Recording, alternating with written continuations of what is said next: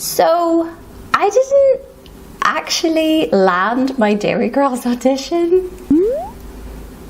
Surprise! And this is my most asked question, is how did I get Derry Girls? Well, I started by not getting cast. Obviously, that turned around and I became a series regular, but I want to give as detailed an answer as possible to help young actors, fellow actors, curious folk, and I've spent ages putting together, trawling through emails so I could make a detailed timeline from first email about the project to my first day of filming, to give the insight into that casting process from the perspective of the actor and what you can do about it, including actionable things that you can do to help your career. Let's go.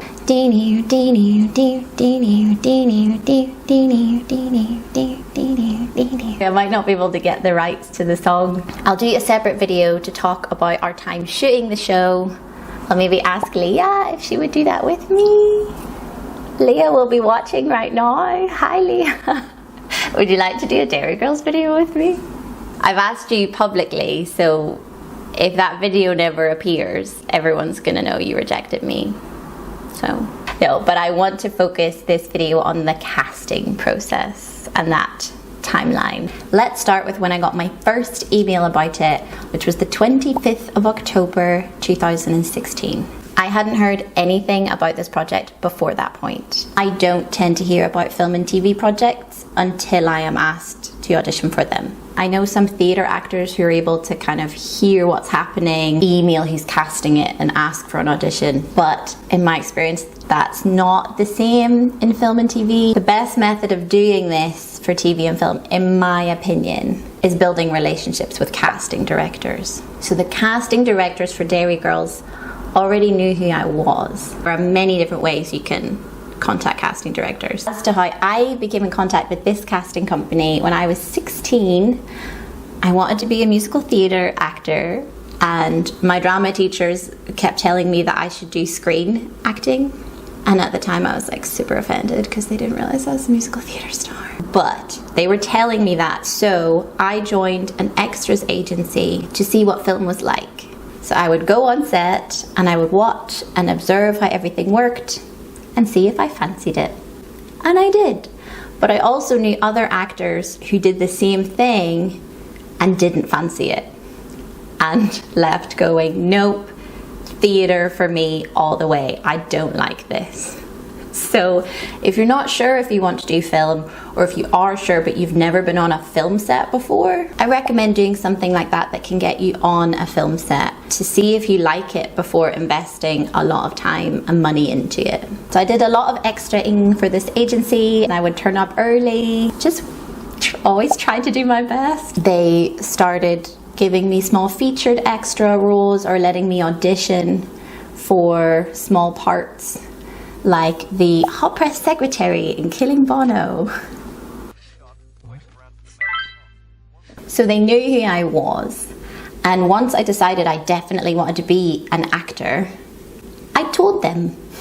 I sent them an email and I told them. Let people know. You never know who will think of you when an opportunity comes up, if you are putting that energy out there. And then the head of that extras agency went on to start a full casting agency, casting all roles in film and TV shows. They called me into audition many times and I didn't get them.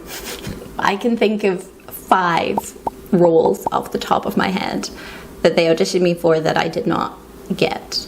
If that gives you perspective, take it. And if you're saying, well, I haven't done that, I don't know any casting directors, that's grand. That's a very actionable thing. Sometimes the problems in this industry are gravity problems. We are fighting against gravity. There's nothing we can do. This, however, we can. If you would like to do something for your acting career starting now, let's go. Listen up. An actionable thing that you can do this week, this month, today is to put together a very short email, no longer than 3 sentences. Say your name, I'm Becky Henderson. Where you're based, I'm based in Belfast. Say what work of theirs you've enjoyed recently. Just finished Derry Girls season 3, it was amazing. And that you would love to be considered for any upcoming castings. Attach your headshot, your CV if you have one, and for bonus points, a short clip of you reading a scene. Something so that they can see you in action. And I feel like a short monologue, less than a minute, is much more likely to get clicked than a full bells and whistles show reel. And I say this as someone who's put a great deal of effort into my show reel over the years, and I'm really proud of them. But in terms of giving them a really quick essence of who you are, I think something like a really short scene rather than a 3-minute show reel is a more effective way of doing that. Look at the kind of show you'd like to be doing. Check the credits, check IMDb, find out who cast it, contact them and let them know you exist. I have been doing that since I was 14.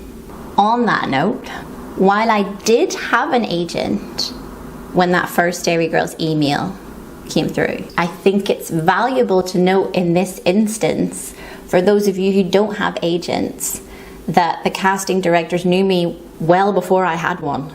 So not having one isn't the be all and end all. Yes, it's ideal, it will help, but it doesn't stop all the possibilities if you're willing to put the work in. So I received my audition request on the 25th of October 2016, offering me an audition slot on the 27th of October 2016 at 3:30 p.m. I had work on actually. If the time slot doesn't work for you, don't be scared to ask to change it. You're not being a nuisance. People have only ever been lovely and accommodating when I've needed to move audition slots around. You can also offer to do a self-tape if you can't make it to the location. What was in that email? Hi, I hope this finds you well. We would love to see Becky Henderson for Derry Girls at our offices in Belfast on Thursday the 27th of October. All artists should come looking as young as possible. All should prepare an NI accent, obviously excusing James who is English. Casting sides are attached. Sides are a small section of script. You get sides for an audition, or if you're working in film and TV, you get sides in the morning that are the sections of the script that you're going to shoot that day. I believe the term is from Shakespearean origins, but I don't know why. So they attached the sides for 3 scenes, and they had the audition location with lovely directions on how to find the door and ring the buzzer. And it says, if your artist is unavailable to attend auditions or is not Belfast based, let them know they can self-tape or request a London audition slot. Very accommodating. If you have any questions whatsoever, please do not hesitate to ask or give us a call. See, they're lovely. So they have a project summary of the whole show. It's like 5 little paragraphs. It includes the pay category, production location, production dates, director, the producers, the company, and then it has the character breakdown for the 5 lead characters. And I was being asked to audition for one of the lead characters. And I'm not gonna say which one because I have done that before. I've told people, and then the story when talking about Derry Girls seems to become, oh, Becky auditioned for that character, or Becky could have been that character. And I think they're doing it because they think it's cool. They're excited for me, but it never gets followed up with what I actually did on the show or the role I actually got.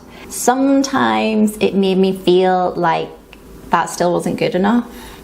I had achieved this amazing thing. I got a recurring role in a Channel 4 series. And the role that I didn't get was still a bigger achievement to talk about than what I did.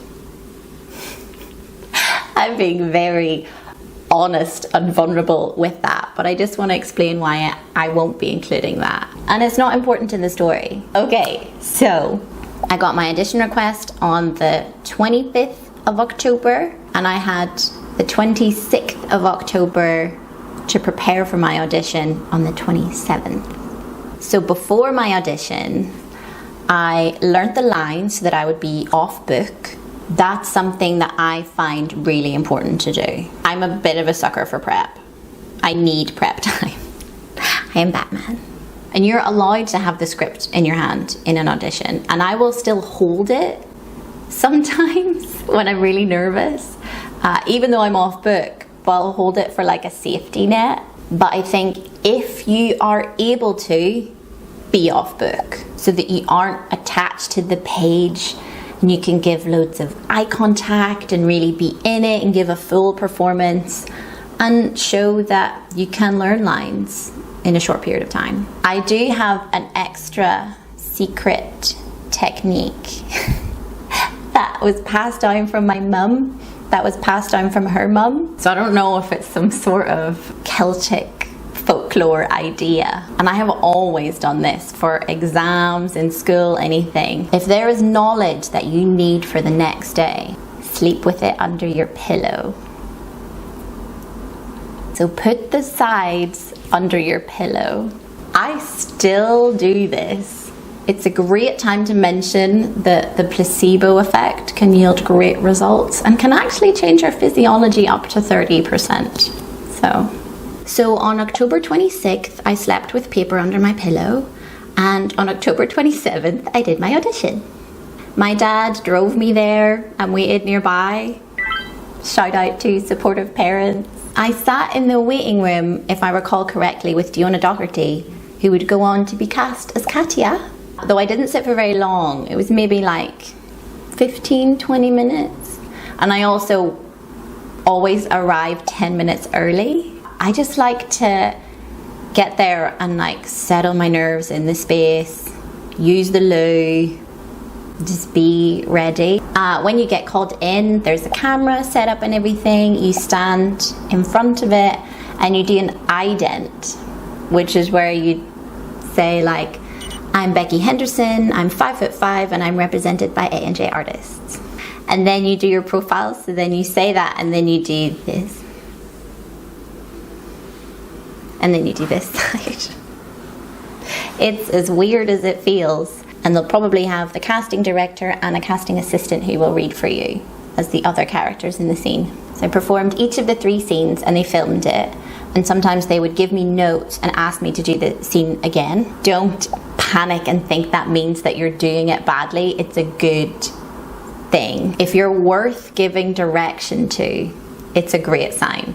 It can be that they see some potential in you and they just want to try to bring that out further to make your tape better, or that they love what you're doing but they want to know if you can take direction. In this instance, they were really positive and encouraging, and I left feeling really good about it. If you can, after you leave the audition room, leave everything there. Don't kind of sit up waiting and wasting energy on whether you got it or not. I know that's really hard to do. It's really hard to do, but it's worth practicing doing it.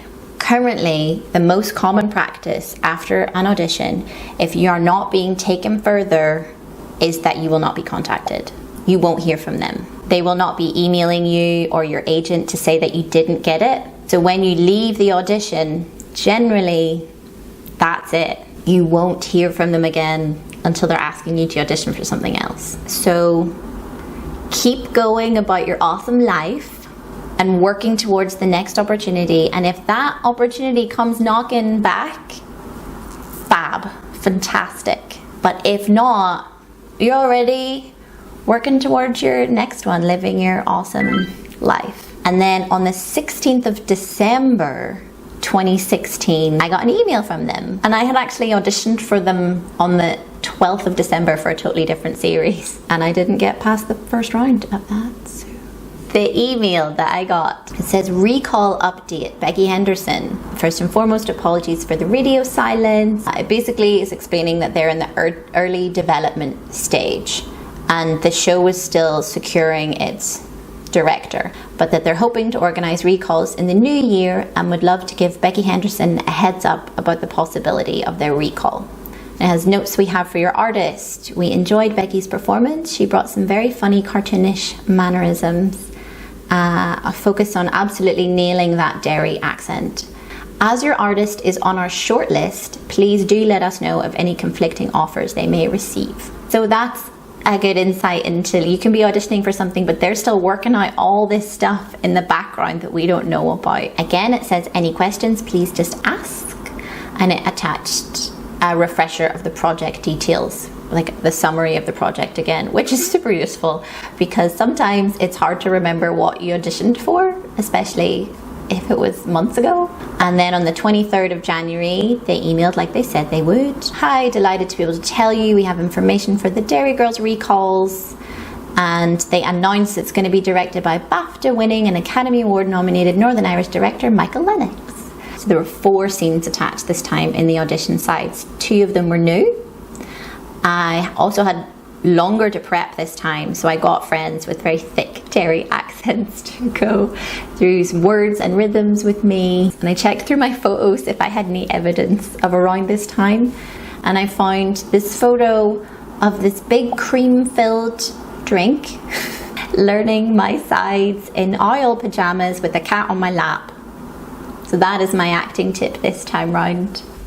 Indulgent drinks, comfort, cats. So on Thursday, the 2nd of February, I attended my recall. Only this time there was an ensemble in the room of the producers, the director, the writer. It was definitely more nerve-wracking that way, but also better because they brought such energy. They were so excited to be there, and they were really encouraging and like giggling at what I was doing, which obviously for a comedy kind of fuels what you're doing. So I definitely left on a cloud that time, feeling like I had done what I could do. Of course, I say ideally leave an audition and leave it at the door, but I was now on a short list where I had to let them know if I had any kind of date clashes. So I'm still not sure of the perfect balance, trying not to like get really invested in it in case it doesn't work out,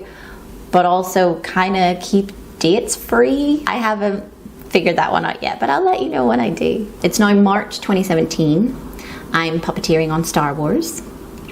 That's not relevant to the story, I just wanted to say I was puppeteering on Star Wars. Star Wars. And I get a job offer puppeteering on a kids' TV show that's filming all through the summer and clashes with the Derry Girls dates. And I still haven't heard anything from them, but it's been a month, so I figure it's okay to reach out and let them know of the clash like they asked us to do. So on the 4th of March 2017, I email and saying, I'm sorry to bother you, but I've been offered a job that runs at the same time as Derry Girls. They respond that day with a very nice email, and it says, you're not bothering me at all. Where things stand for you at the moment in terms of Derry Girls are as follows.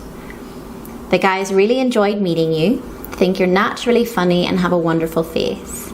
However, when they tried to match you up with other girls to create the lead 4, it just didn't quite fit. But if there are further roles in the production coming up, you'll absolutely be considered for those. A really nice rejection email. I didn't appreciate how nice of an email that was. So I think we only kind of see within the realms of how we're feeling. I only read it with rejection on the brain. I think the only thing I saw when I initially read that email was it just didn't quite fit. So I was really bummed about that. But looking back, this is lovely. They liked meeting me. They think I've got a wonderful face. I didn't even clock, if there are further roles in the production coming up, you'll absolutely be considered. I didn't even digest that as a possibility. I was just like, I didn't get it, it's done. They're just saying nice things to cushion my failure. But that is not the case. That was a really nice, I'm delighted with that email. I think it was really well handled. And that's a lovely thing to get. And I continue my life. And on the 23rd of May, 2017, I get an email. It says, there's a strong possibility there may be an upcoming role on Derry Girls for the wonderful Becky Henderson. Please can I recheck her availability? The role we're thinking of her for shoots at the end of next week. And I'm working at this point. I'm filming full-time on this kids TV show called Wild Woods by 16 South. And before I'm even able to respond, I get another email. I know we're waiting on Becky's availability, but we'd love to offer her a role on Derry Girls. Aisling. We've attached the one episode she appears in for her perusal. Please do let us know if she is available. So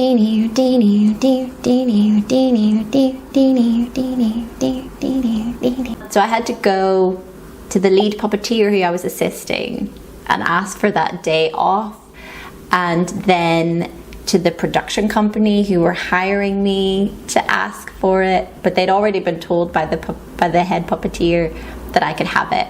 So thank you, Andy, and thank you, 16 South, for giving me the day off work. On the 24th of May, I accept the offer and I receive my sides, which are the school newspaper scenes in episode 6, and that is the only scenes I have in the show.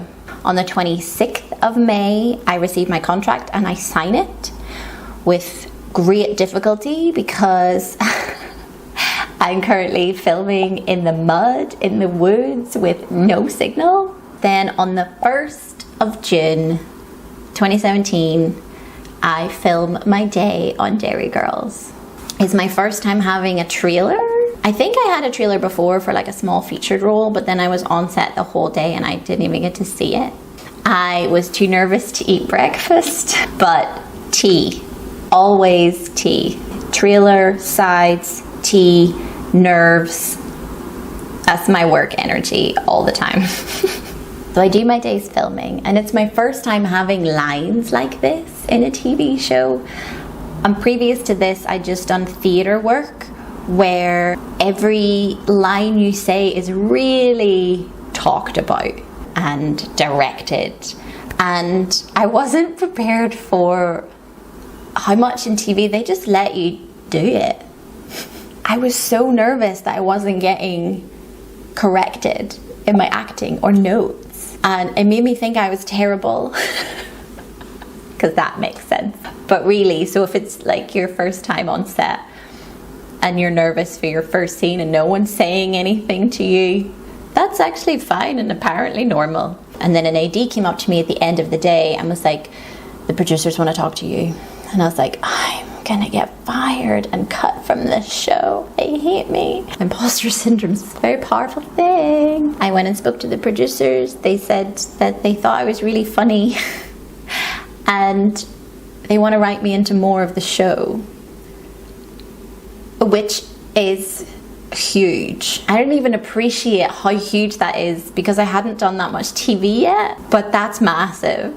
And I'm almost too cool about it because I don't think I realised. And I'm just like, yeah, oh yeah, cool. And then they say, can you play the piano? And I'm like, no, because I couldn't play the piano then. Then they say, we'd like you to play the rose. And I'm like, okay. That conversation went weird. And then the next day I am back in the mud puppeteering and getting eaten by bugs. And then on the 13th of June, I get dates for 2 new scenes that they have managed to write me into. One of those scenes is in episode 1, and it's the moment with the flower on the stage. Whoa, what a great way to look at it. Wow, what a great way to look at it. The other one, Aisling to perform on stage playing the piano with Jenny Joyce singing in episode 6. I respond to this email the next day and I say, the best bet would be to go with a stunt double for the piano. And then on the 19th of June, I get my friend Andrew, who's like a piano wizard, to give me a piano lesson and show me how to play the rose. I get my new contract to add me into the new episode and 2 more shit days, and I sign it. And then on the 27th of June, I filmed and sent a video of my hands playing the rose so they could see where I was at. In terms of, well, my plan was to mime it. And I also sang so that there would be a guide vocal for them to know what was happening. And I sent that to them, and I also offered to film a version without the guide vocal that Leah could practice to. And they responded on the 28th of June and said, "Whoa, Becky, that's amazing. You'll definitely not need any stunt pianist support. Thank you so much. Yes, if you can do a version without singing, we can send both this as a guide and the clean version to Leah so she can practice." So that was good, and I felt useful and proactive. And then I got a follow-up email moments later that says, "By the way, we might ask you to sing on the day too. You have such a lovely voice." So that is why Ashley now sings, because I sent that video with the guide vocal in it. That was never my intention for the video, but is an example, I think, of like putting the effort in and then that getting rewarded. Or if you see opportunities to show something like that you can sing, to seize those opportunities. I think just always giving as much as you can give is good advice. On the 13th and 14th of July, I am filming again. I do the flower scene, I do the school concert, and I have my Derry Girls journey. And I think that that's it until February 2018, when I'm availability checked for series 2. And then I'm in series 3, and it just grew way beyond what I thought. And I just think it's such a nice, hopeful story. Like, this can happen. Yeah, I didn't get that audition. I didn't land that part. But I got this other little part, and then they liked it so much. They made more of it, and then they liked my singing and they added it in, and then it got to grow into this other thing. I don't want to make false hope either, but just the truth of how this happened, I think. So I had my first audition on the 27th of October 2016, and I was offered a part on the 23rd of May 2017. And I just want to share the reality of that timeline with you to give you a guide, because this industry is not very linear and it can be very uncertain as to how these things work, but this is how this worked. I would like the main takeaways from this to be patience.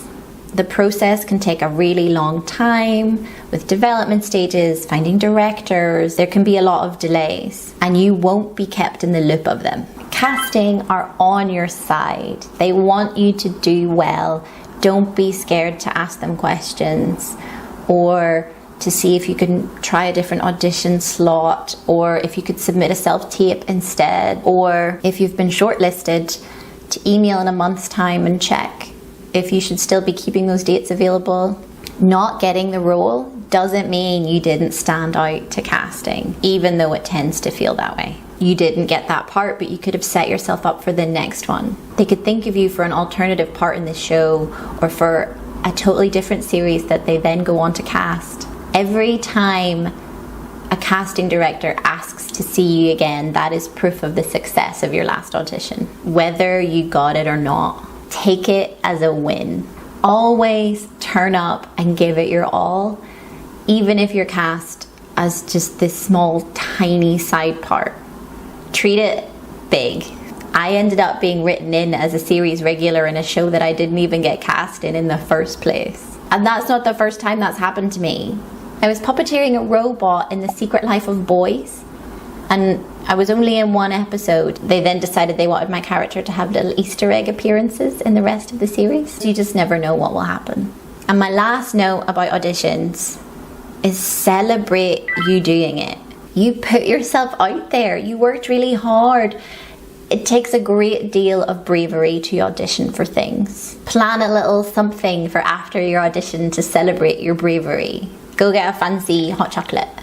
Thank you for listening. I would definitely like to make another video about filming the show and preparing for auditions, writing to casting directors and agents, or learning lines. So stick around, subscribe, and I'll see you next time. I hope that was helpful to someone. All my life is changing every day. in every possible way.